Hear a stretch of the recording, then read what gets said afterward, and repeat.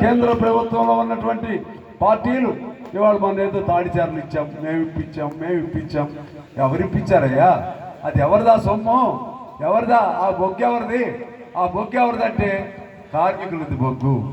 ఈ ప్రాంతంలో ఉన్న సెంగరేణి కార్మికులది బొగ్గు. నువ్వు ఇప్పించేదేంటి? ఎక్కడుంటే ఇప్పించావు నువ్వు. నీకు 2013లోనే అప్పుడు నేను ఎమ్మెల్యేగా ఉన్నప్పుడే మన యూనియన్ ఆధ్వర్యంలోనే రోసీ గారి దగ్గర రిప్రజెంట్ చేసి దాన్ని అప్పుడే మనం ఒప్పించుకున్నాం. ఎవరైనా కానీ సరే మేము లేదు మీరు లేదు, కానీ అది మనందరిది. మీరు వచ్చి దానికాడ తగులు పడుతున్నారు, నేను అని. మరి మీరు అటువంటి వాళ్ళు మిగిలిన బొగ్గు బావులన్నింటినీ కూడా ఎందుకు ఇప్పించరు? సింగరేణికి ఎందుకు ఇప్పించరు? సింగరేణి బొగ్గు బావులు తీసుకునే హక్కు మీకు ఎవరిచ్చారు? మోడీ గారు. దాన్ని చట్టం ఎందుకు మార్చారు అక్కడ? ఆ చట్టం పేరు ఏంటండి? Mines and minerals development regulatory committee. అది చట్టం ఎందుకు చేశారు మీరు అక్కడ? మా హక్కులు మీరు తీసుకుంటారా? మా సింగరేణి బావులు మీరు కొట్టేస్తారా? దేశంలో దొంగలు పడ్డారు అన్నట్టుగా సింగరేణిలో కూడా దొంగలు పడ్డారు. సింగరేణిలో కూడా ఆ దొంగలు ఎవరి ద్వారా పడ్డారు? అదానీ, అంబానీ లాంటి కంపెనీల ద్వారా వాళ్ళు పడ్డారు. ఇక్కడ ఎవరు అండతో పడ్డారు? నరేంద్ర మోడీ గారి అండతో పడ్డారు. మీకు సపోర్ట్ ఆనాడు చేసింది ఎవరు? ఈ బీఆర్ఎస్ వాళ్ళు ఆనాడు చేశారు. పార్లమెంట్లో మీకు చేతులు ఎత్తారు మీకు అనుకూలంగా.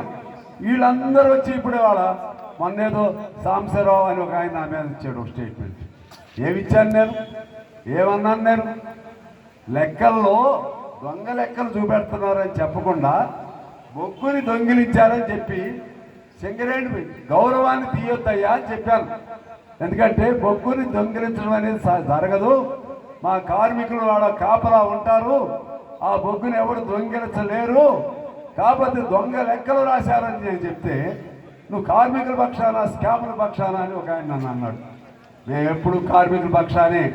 స్కాములైనా లేకపోతే స్కాండిల్స్ అయినా, కుంభకోణాలైనా, ఇంకే కోణాలైనా అవన్నీ మీకు అలవాటు, మాకు అలవాటు లేదు.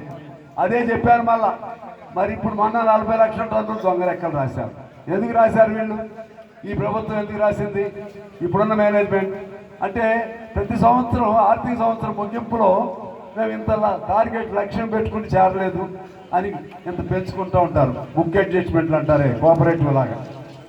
మరి ఈ టీఆర్ఎస్ వాళ్ళకి ఎట్లా తెలిసింది ఇది? ఈ బీఆర్ఎస్ వాళ్ళకంటే వీళ్ళు అదే చేశారు. వీళ్ళు 90 లక్షలు చేశారు, కాగితాలతో సహా బయట పెట్టారు. వాళ్ళు 90 లక్షలు, వీళ్ళు 40 లక్షలు. వీళ్ళు దొంగ అయితే నువ్వు గజ దొంగ. మీ ఇద్దరు భర్తలు పడటానికి ఎర్ర సైన్యం మేము ఉన్నాం. అయితే మీరు మాకు పేర్లు పెడతారా? తినిపించుకున్నా, దొంగదారు చేసినా, దొంగదారు చేయించినా అవన్నీ మీకు అలవాట్లు, మాకు లేవు. మాకు సంఘం ఇన్నేళ్ళు ఉండేది కాదు. మాకు నమ్మి ఈ సంఘంలో ఏఐటీసీలో, సింగరేణి కాలేజ్ వర్కర్స్ యూనియన్లో ఉండేవాళ్ళమే కాదు.